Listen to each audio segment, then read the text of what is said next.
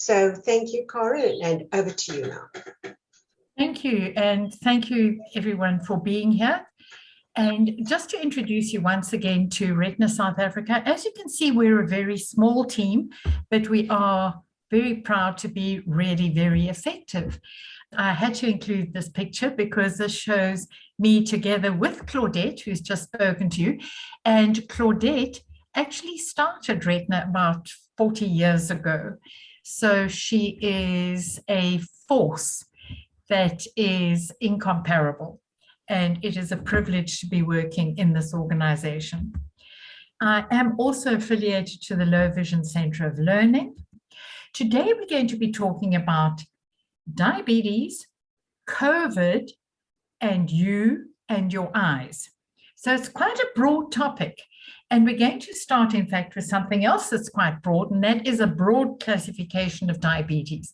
Diabetes is very broadly classified as type 1. This is either called immune-mediated diabetes because the immune system breaks down, or insulin-dependent diabetes, but more commonly known as type 1, or type 2, which is non-insulin dependent. However, there are possibly as many types of diabetes as there are people, because there is no one answer to anybody's condition. Everybody is very, very different. And the amazing thing as we go through this talk is you'll see that many of us don't even know that we have diabetes and what it is doing to us. Just broadly speaking then, type 1 diabetes can affect people at a younger age, but it can actually be at any age. The onset is usually quite sudden, usually hours or days, but certainly not years. The symptoms are very severe and excessive. A severe thirst, urination, these kids start wetting their beds, even adults often start wetting their beds. Hunger, they are endlessly hungry, although they keep losing weight. The more they eat, the more weight loss there is. An extreme lethargy, inability to concentrate, and eventually this will and can end up in a coma, and if you leave it, even death. Type 2 diabetes is very insidious, and this is where we have a major problem, because people don't even realize that something is going wrong, and even if they do, they don't do anything about it. It can actually happen at any age. They used to say mature age, but I certainly know of a lot of preschool children who now have type 2 diabetes. So you can't really call that a mature age. The onset seems to be a lot more gradual, often years or certainly a whole lot of months. And some symptoms are very subtle, with a little bit of more thirst, a little bit more. People want another glass of water. They wake up at night feeling a little bit thirsty, run to the toilet a lot and start blaming everything else. They say it's because I'm drinking so much or because my bladder's getting a bit weaker, etc., etc. Hunger. They are endlessly hungry and always want to snack. And there's a very good physiological reason for that. And they have central weight gain around the middle, and very often recurrent infections. So let's have a look at what the situation is with visual problems around the world. The commonest cause of new blindness in the world today in developed countries is macular degeneration. That is damage to the retina in the eye, and that is extremely common even in our own country. And diabetic retinopathy is the leading cause in developing countries.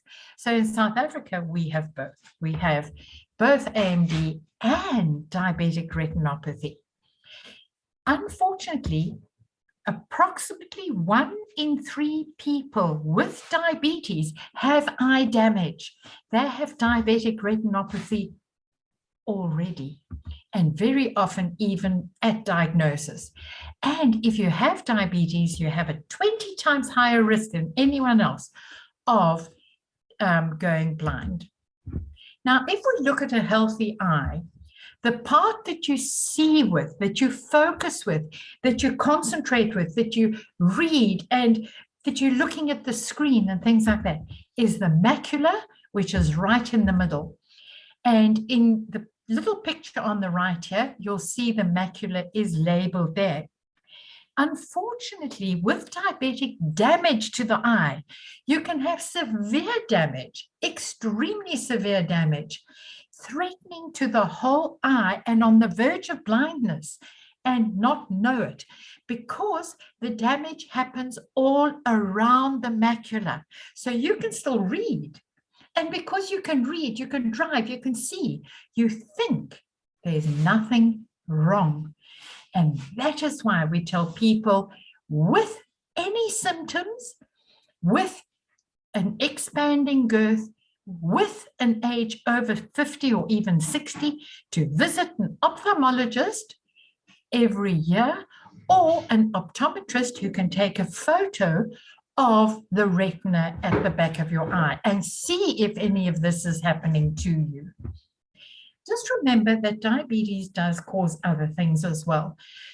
In diabetes, you get a cataract called a diabetic cataract or a snowflake cataract. And this is not quite the same as the one that develops with age. But there are a whole host of other things that go wrong with diabetes as well.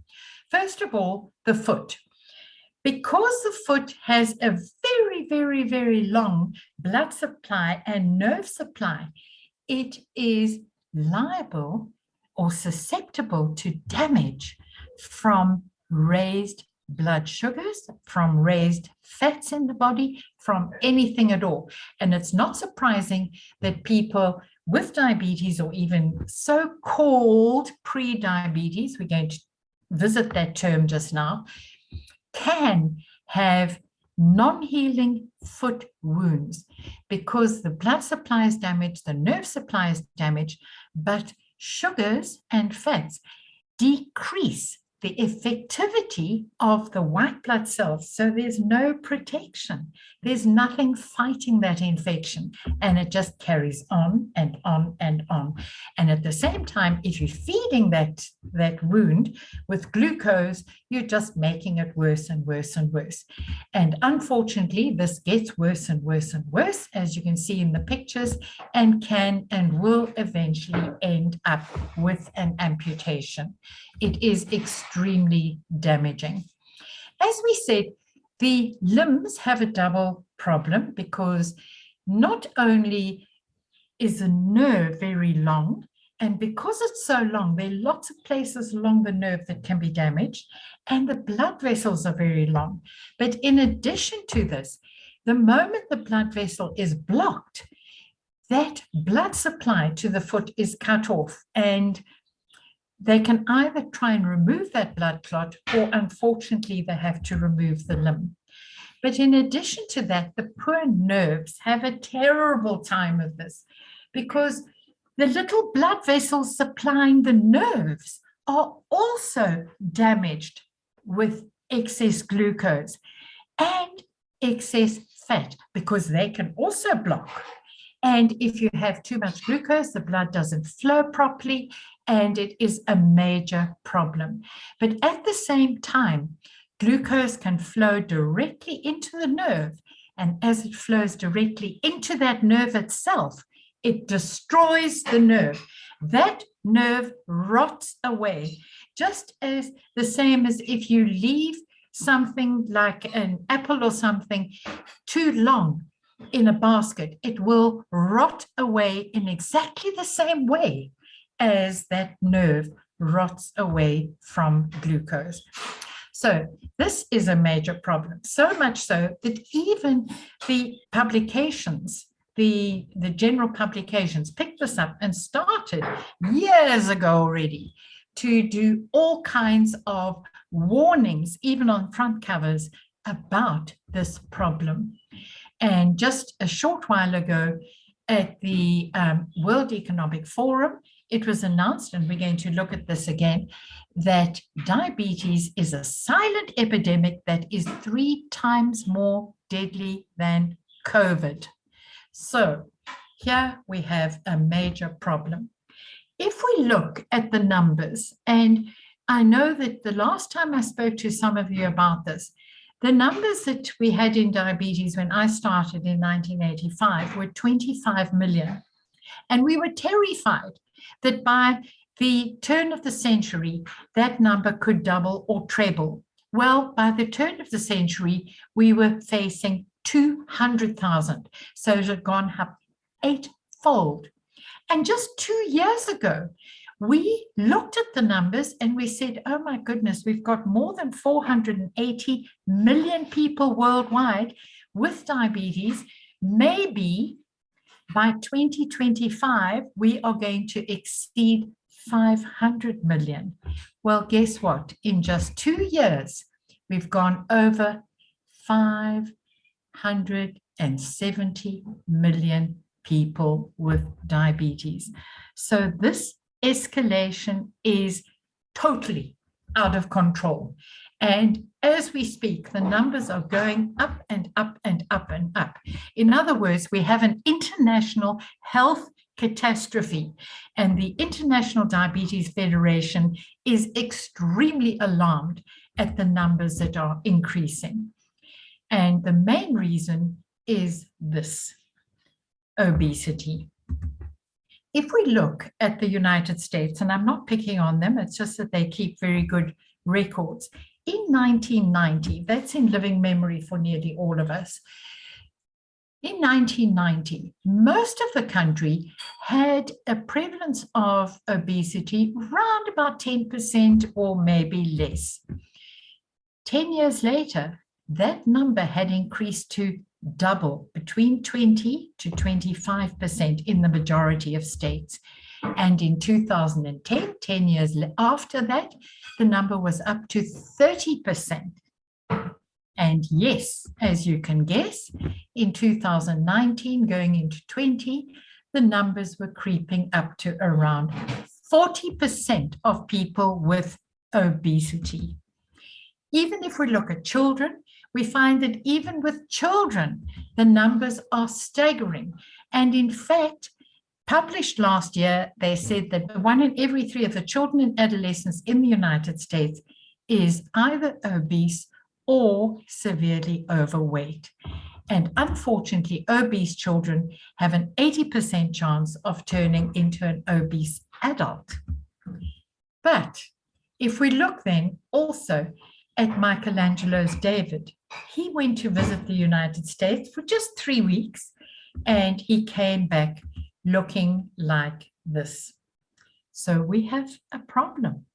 We need to address this problem, because in South Africa, we think we are not part of that.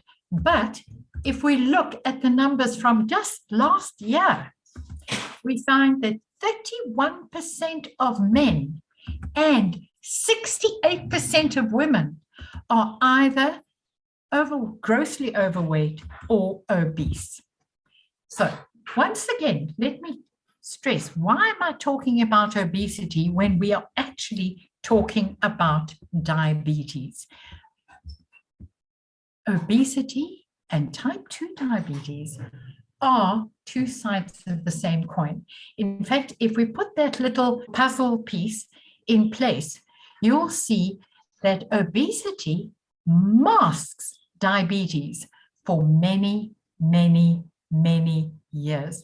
And people don't realize that there is something terrible, dramatic, horrific going on in their bodies. And they only know when it is too late.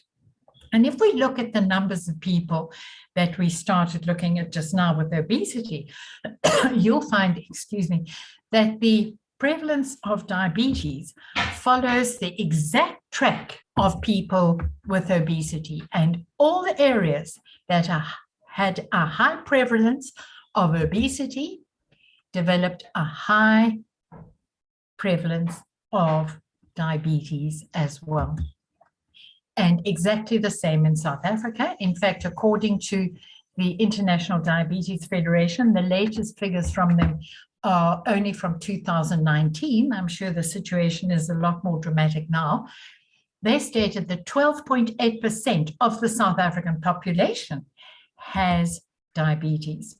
So if we look at our population today, our adult population, and we're only looking at adults here, approximately 49 million people in South Africa are adult, in other words, over the age of 18. And if we look at the prevalence of diabetes in this population at around about 12.8%, we know that between 4.5 million and 6+ million people in this country have diabetes, whether they know it or not.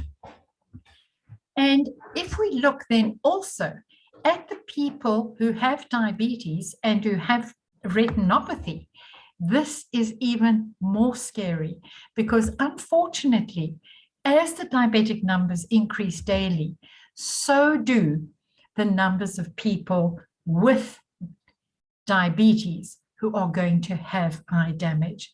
And even after diagnosis, very, very few doctors look into those eyes.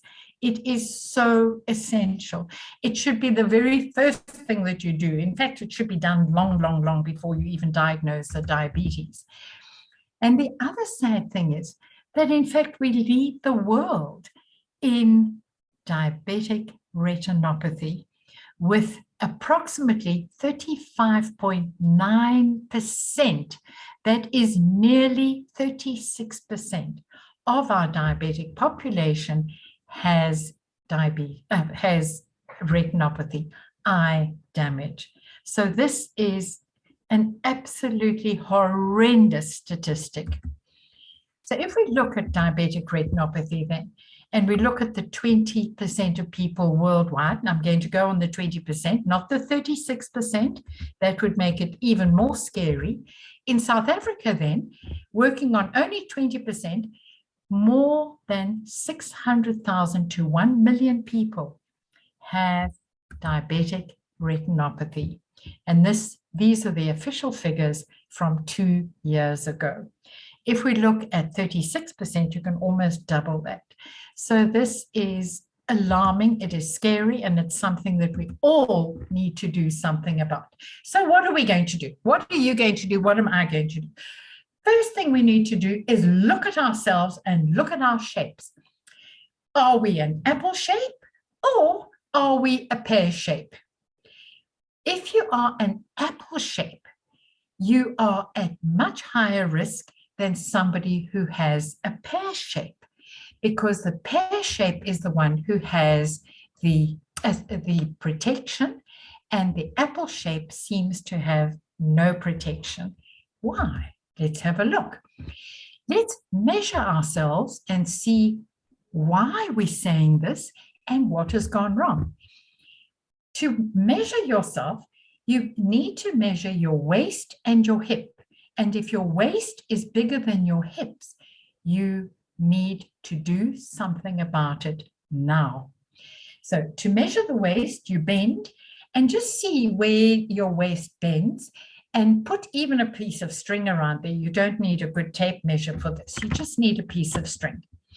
And then bend your leg, and where your leg bends into your hips, onto your body, exactly at that bend, you measure, you straighten your leg again, and you measure across. And if your waist is larger than your hips, do something about it, because that means that you are accumulating fat around the middle. Now, you can be very thin to do this, and I'll show you a picture just now of a thinnish person who has abdominal obesity and is in trouble, because obesity does not mean your legs are fat, your arms are fat. It means your middle is too large. And if your middle is too large, it is because you are accumulating fat in the abdominal area. And that is very, very dangerous. There are lots of reasons to go into that, which I can do at another stage if you want to, but we won't have time today. So now we are talking about what they call insulin resistance syndrome. In other words, what the old people used to call very, very long ago, but I do still hear it every now and then, pre-diabetes. Now, there is no such thing as pre-diabetes. You either have diabetes or you don't. Just the same as you're either pregnant or you're not. You cannot have pre-pregnancy. You either have a pregnancy or you don't. You either have diabetes or you don't. Whether your blood sugar is up or not is irrelevant. And if you do have insulin resistance or so-called pre-diabetes, it is associated with strokes, cataracts, diabetes, high cholesterol, hypertension, heart disease, heart attack. All of these horrible things are happening to you. And people say, oh, I don't have a problem because I have pre-diabetes. Well, you don't. You have a major problem, a terrible problem, and you need to do something about it immediately. And the reason for this is when you start to eat the wrong foods, that isn't metabolized all that quickly or effectively in the body. And you then end up with a slightly high glucose. That causes a major demand on the pancreas, and the pancreas tries to pour out as much insulin as it can to cope with the glucose. And because it's doing so much so quickly, it can't do effective insulin. It can't manufacture it fast enough. So it starts to put out faulty insulin that has not been prepared properly. And that insulin cannot do the job that it is supposed to do. In other words, it cannot let the glucose into the cell to give you energy and everything that that cell needs to do. So the message going to your brain is, feed me, I'm hungry, because there's not enough glucose in my cell. Never mind how much there is in the blood sugar. There's plenty there, but not enough in the cell. So the message going to your brain is, feed me. So you are so hungry that you reach for something to eat, and the easiest things to reach for are the simple carbohydrates, a sandwich, a piece of cake, a hamburger, chips, those things that satisfy your hunger very quickly, but very ineffectively. And then you start this whole cycle that creates the high insulin demand. The pancreas can't cope. It puts out that ineffective insulin that isn't working properly. You get hungrier and hungrier. You start getting other health problems at the same time because the sugar is doing so much damage in your body. And it goes on and on and on. In other words, we're looking at a situation where you will end up with what they call a Big Mac attack. This is a major consequence of this kind of problem, and people still call it pre-diabetes and say it's not important. So what should you be looking out for? Do you have any of this, or does anybody you know have any of these that needs to be taken into account? Do they have that abdominal obesity that we spoke about? And even if they are quite slender, if they are thin, is their tummy bigger than their hips? If so, we have a problem. Secondly, do they have dyslipidemia? In other words, do they have a problem with their cholesterol? And even a slightly raised cholesterol can, over time, be extremely damaging. And remember, that cholesterol is accumulating in every blood vessel in the body, including the blood vessels to the eye. And it will cause damage in the whole body, including the eye. That's probably why we can pick up the eye damage so very, very, very quickly. Because if those little blood vessels become clogged, we have a problem. Hypertension, now I don't have to tell you all the things that hypertension causes. A high blood pressure just about wipes you out from absolutely anything, especially stroke, heart attack, kidney failure, etc., etc. In addition to this, the blood is a little bit what they call thick, thrombophilia, and very often these people have to go onto blood thinners. If they don't, they are running a problem. So they've got high blood pressure, vessels that are damaged, etc., etc. They're running into problems.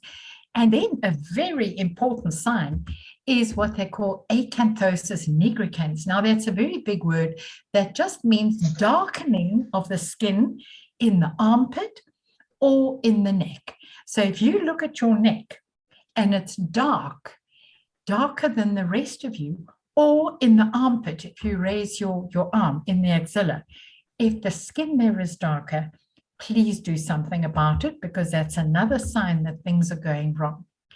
These people often have sleep apnea, where they stop breathing and then wake up snorting in the night, and a salt intolerance.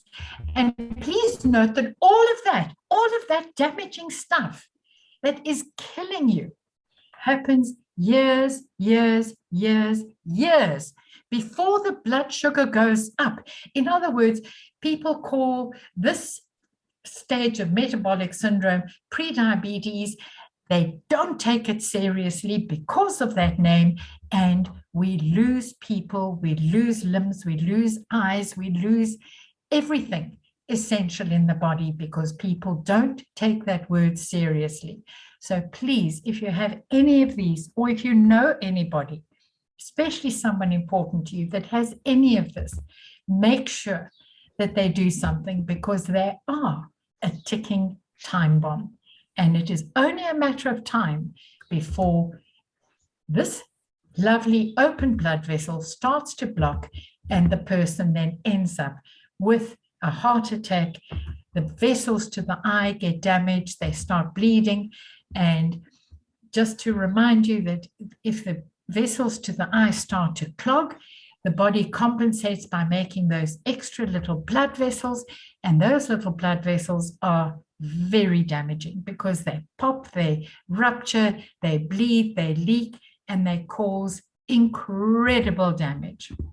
So now, we have a problem already. What about COVID with this? I mentioned to you earlier that diabetes is already an epidemic, 3 times more deadly than COVID. So here we have a COVID epidemic plus a diabetic epidemic. So are the two linked? Let's have a look at the evidence, because there's a lot of anecdotal evidence, but we're not allowed to talk about things until they have actually published the research. So now we can talk about the published research that has come out since. Diabetes has definitely been shown to be a major risk factor for mortality due to COVID. And very tragically, a lot of these people were undiagnosed with diabetes. They were the so-called pre-diabetics. In other words, they had that big tummy, got COVID, went into hospital, and very tragically passed away, or got severe complications from COVID.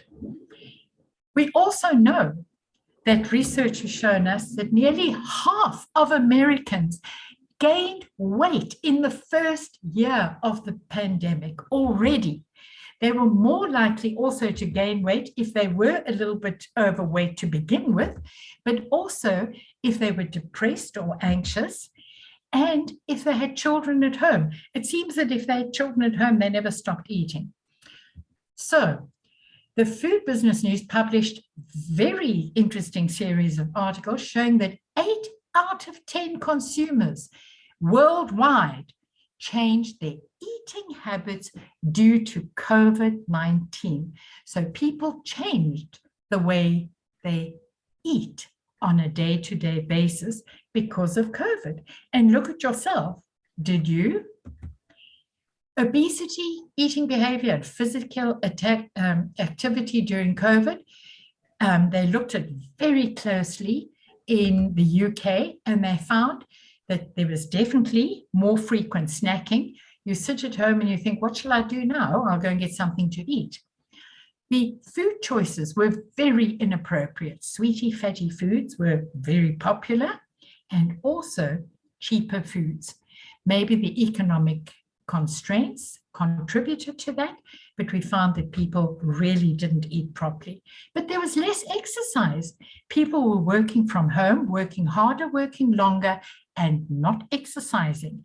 And many were even too afraid to get up and walk because they didn't want to venture out in COVID. And that then became an established habit. Ask ourselves, how many of us did that? And then if we look at a study, even with children, they found that children gained weight, ate more, and ate more unhealthy foods during the pandemic, and especially during lockdown. But now, why are obese people more susceptible with COVID? Let's have a look. If we look on the left-hand side at the ACE2 receptor, the ACE2 receptor is what allows the COVID virus to enter the cell. So if you don't have that protection, that virus is going to enter that cell with the greatest of ease. And that means that with obesity, where you have people who are overweight, the ACE2 receptor allows COVID free access into those cells. Virus can go through and cause damage. At the same time, because of various reasons, as I mentioned earlier, when you have a slightly high blood sugar, it inhibits the action of the white cells that protect you from infection. So you start to get chronic inflammation more and more and more. And in fact, in diabetes, your whole immune system is disrupted. It stops functioning properly. It is ineffective. So we sit with a major problem with impaired immunity and no protection against that virus. It can just get in there and go rampant. At the same time, it has been found that the COVID virus can attack the beta cell that makes insulin directly and wipe it out. It gets in there and destroys the beta cell. So unfortunately, we have a major problem. We know that not only do you have worsening of the diabetes symptoms, but we know that people are at increased risk for those infections, and that you can get newly diagnosed diabetes of both type 1 and type 2, very often type 1. Because we mentioned now that COVID destroys the cells that produce insulin, and you have less insulin, you have a problem, you've got type 1. And we know that many, many studies are coming out now. There are dozens that you can read that show that there is a sudden development of both types of diabetes. In fact, 14.5% of people who were hospitalized with severe COVID were newly diagnosed with diabetes at the time or within days thereafter. So because we have double trouble, we need to work urgently so that we don't have all those problems that we mentioned earlier. We need to intervene long before any of this happens. You need to intervene the moment that tummy starts to expand. You need to intervene with anyone who's not physically active. You need to intervene with anyone who has a blood pressure and get it down, or a cholesterol, get it down, get it controlled. The certain things that you can't control, such as people, your age you can't control if you're over the age of 45, 50, family history, race, etc. You can't control, but you can choose to eat correctly. And not all healthy foods are expensive. Green leafy vegetables, I know that in our local population, moroch or spinach is very popular, and that is a wonderful food. And if you can eat from every color of the rainbow every single day, you are doing yourself a massive favor. So every color of the rainbow every day.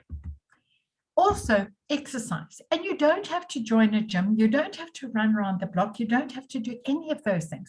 You can sit in your chair and do what they call high intensity exercise.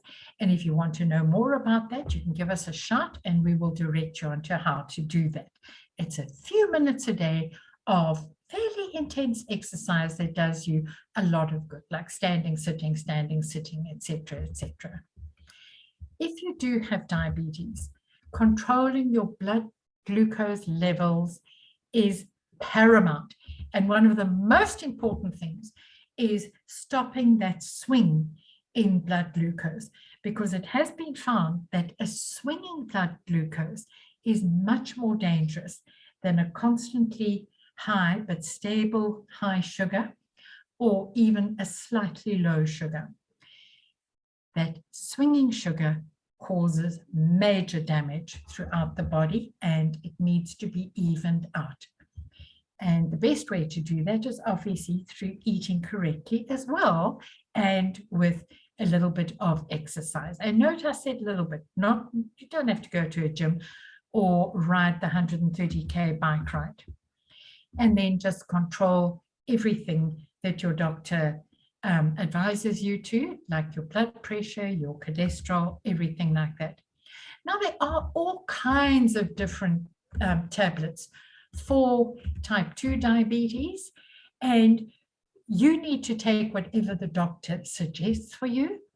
And just remember that insulin is an option for type 2. The only difference with type 2 and type 1 with insulin is that a type 1 person needs to take it, and they either have their insulin or they will not survive. In type 2 diabetes, it is just a help to get your sugar more stable. And even after COVID, you might need insulin for a week or 2 or days, whatever, but you can normally just come off it again when everything gets back in order again. So don't be afraid of insulin. That's not for long. And people are often scared of the injection. That needle is so tiny, it's about the size of a mosquito proboscis. And if you can feel or find pain from a mosquito biting you, then it probably means that your sugars are too high anyway. High sugars make you very sensitive to any pain. If you do have a problem with the eye, and in diabetic retinopathy, if those little blood vessels are forming and if they are causing damage, just remember that there are injections that are available. And this is why we need you over the age of 60 and anybody with diabetes to get those eyes checked, those retinas checked, not just a glasses check. You need an optometrist to take a picture of the back of the eye and see if their blood vessels developing, because we can give injections to dry them up. And a reminder quickly that there are different ones on the market. And if one doesn't work for you after 2-3 months at most, then you need to change to one of the others that will be effective. There's no point in taking one that doesn't work year in and year out, and you are not managing to control those blood vessels. And just remember also that one of these products, and your doctor will know which one, is off-label, and it can be associated with cardiovascular problems already. So if you have diabetes and you have a cardiovascular problem, just be a little bit careful of that. Then follow-ups are going to be totally according to your doctor. Your doctor will decide if you need to go once a year or every 6 months, every 3 or 4 months. They will know what your condition is and how often it needs to be followed up with a diabetic retinopathy. Now, I could have given this whole talk in just this slide. In other words, lifestyle is very, very important. You need to eat correctly. And I'm not saying you need to go on a diet. I'm just saying just choose more of the right things than you have been. Try and introduce things like green leafy vegetables, lots of color. Avos are very good for you. I think oranges are very good for you, but the whole orange, not a squeezed, drained orange, etc. I've stressed regular checkups and screening. If you are over 60, definitely every year. In fact, if you're over 40, it might be an idea. And if you have an expanding tummy, definitely every year, because those eyes, that retina is going to show you that things are going wrong long before you are aware of it or develop any of those symptoms. And then just remember that everything in health, especially looking after the eyes, especially diabetes, especially after COVID, and a mixture of all of these together, COVID, diabetes, the eyes, you need a team. You need you at the center of your team. You need your diabetologist to look after your diabetes side properly. You need an ophthalmologist who knows how to check, look after, and treat your eyes adequately. You need a good optometrist, especially one who is specialized in low vision, a good diabetes educator, a nursing team, an occupational therapist to show you how to cope day to day and as things progress. That is so essential. A good dietitian will be able to guide you into the correct foods more than the glib eat different colors of the rainbow every day that I've told you. They can be a little bit more precise. Psychologists, especially if you're becoming depressed from diabetes, COVID, everything that's happening to us. Social workers are so important. And then remember, Retina South Africa can help you with all of that. We know who to refer you to, we know how to refer you, and we offer counseling as well. So remember that with all of this, prevention is better than cure. Prevention of diabetes is better than trying to look after it. If you have diabetes, preventing the complications is in your hands, and we can work together with that. And if you have complications, preventing them from getting worse is better than trying to deal with the dire consequences afterwards. Thank you very much. Wow, Karen, that was absolutely amazing. Thank you very much. And I must tell you that every time I hear you talk about diabetes, I learn something more. So you only have to give about another 100 talks till I feel that I actually really can say that I know something about diabetes. So I want to see who can see all the messages. Sorry, our connection was interrupted due to load shedding, said Lindiwe. Okay, thanks, Lindiwe. Well, we know you can always touch sides with Karen again at the office if there's any particular questions you've got. So if anybody would like to raise their hand and ask a question, or you can use the chat button. Oh, so we have got someone from Helga. Helga says, thank you very much. It was very enlightening. Thank you, Helga, and we hope you really took some of those challenges to heart, because they are very simple and people think they're almost too simple, but they are life-changing. We know people who've listened to a talk and changed their diet, changed their lifestyle, and actually have come off insulin. So it really does work. So let's just see if there's anybody with their hands up. Shirley, I'm going to unmute you, Shirley, and ask you to talk. And then we've also got Yonela Hafu. So Shirley's unmuted. Please, Shirley, go ahead. Karen, I've just been diagnosed, but there's no great problem with it yet. Is there anything other than the things we've spoken about that I can do to try and stop it developing? Shirley, that is, and I'm so glad that they've picked it up quite early before you have problems.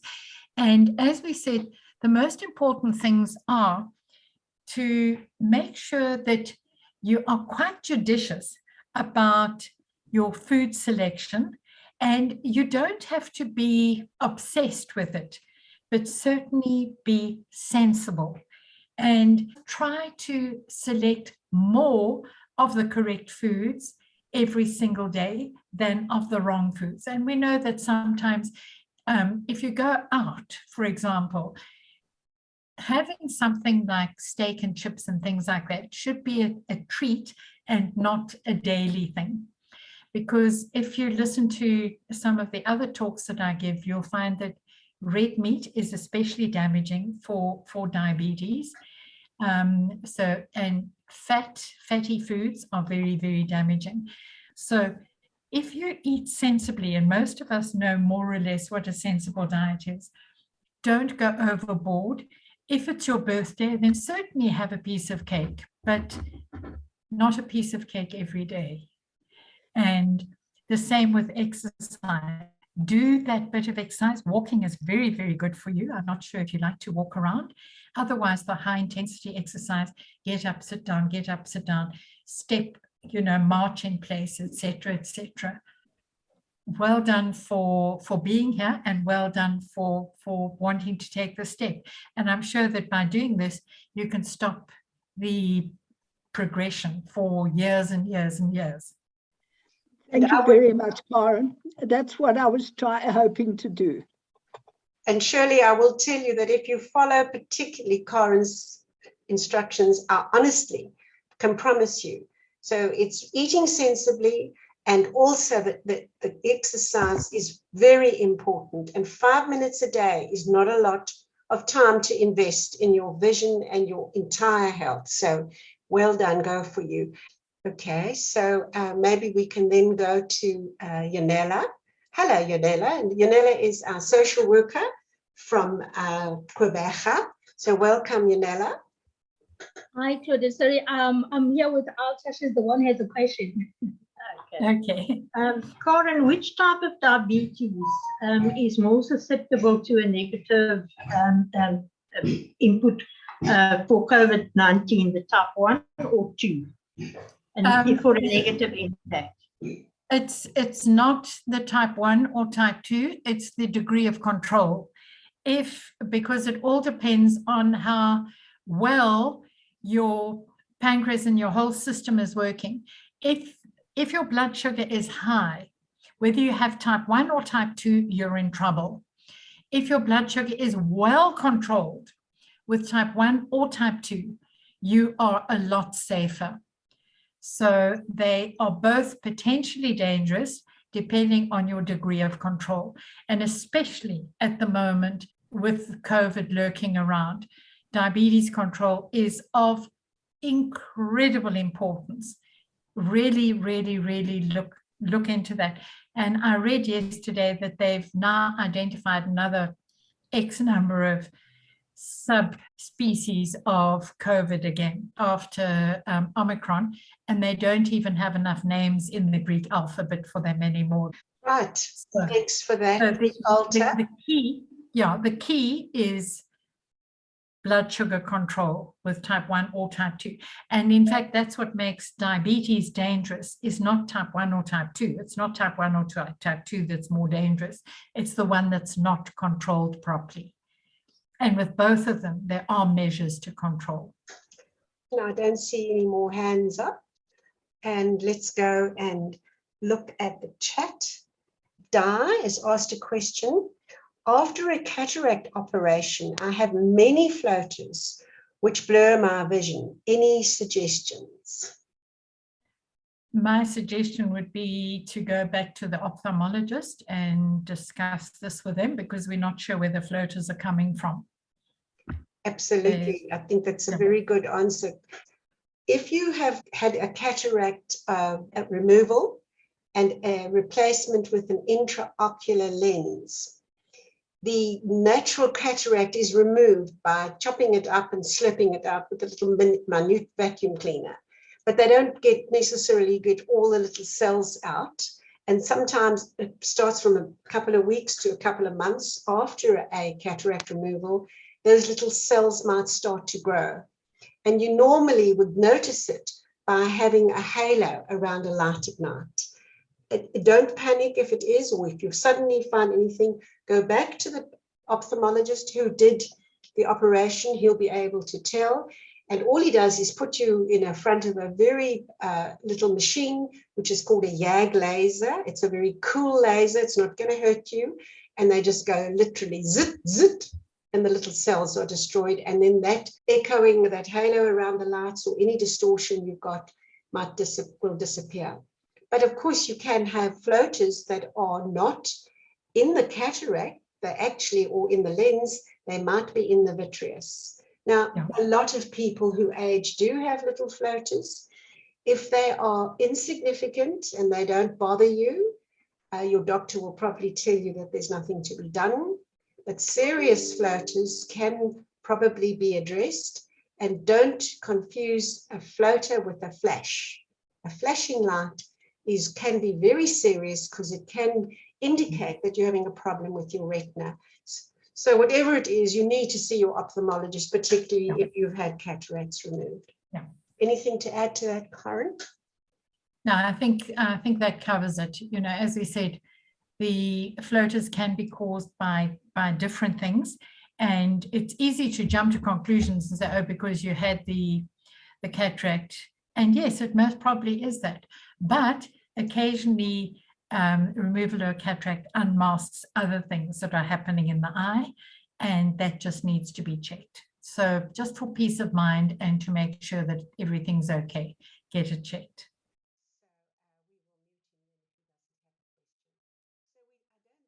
Got any more questions? I don't see anything on the chat, and there's nothing on the Q&A. So, Karen, I would just like to perhaps ask for people who would like any more information. I see you have got our email address up. It would be headoffice@retinasa.org.za. Our helpline number is 0860-595959. And if you want, Karen will call you back. We also want to ask you if you would like to support our work. We really need your help. Please register us as a beneficiary on your My School, My Planet card at no cost to you. You can do it online at www.myschool.co.za. Register Retina South Africa as your beneficiary. And one of three. One of three. You can have, thank you, Karen. You can have three. You can have three beneficiaries. And every time you swipe at any participating, and the participating retailers are all on the website, when you swipe your card, we get a donation from the shop, from the retailer, not from you. It doesn't cost you a cent. So please remember us to swipe, and we will get donations from every time you shop. There are also ways of helping us by fundraising. For example, we have a competition called the Circle of Light, where for 250 Rand a year, you can go into a draw every month for a 500 Rand prize. And if you want to donate through our website, we never say no to a donation, and anybody who would like to give us a donation and needs to get a tax deduction certificate, we will do that as well. So please go to our website, which is www.retinasa.org.za, and you can even contact us through that website. So I see we have another chat. We have just from Dar to say thank you very much. Thank you, Dar. We hope that we've been of help. But remember, the advice you get here is not to replace the advice and the treatment you get from your doctor. It's always to encourage you, if you have an eye problem, to see your eye specialist or ophthalmologist regularly. And I think with that, we will close with remember to contact us if you need any advice. If you'd like to join Retina South Africa, we really welcome you if you have an eye condition. And to thank Karen once again so much for sharing her vast knowledge with us. Thank you, Karen. Thank you, and thank you everybody for being here, and we look forward to next month. Thank you everybody, and have a really wonderful day and a good week. Thank you. Thank you everyone. Bye. Bye now.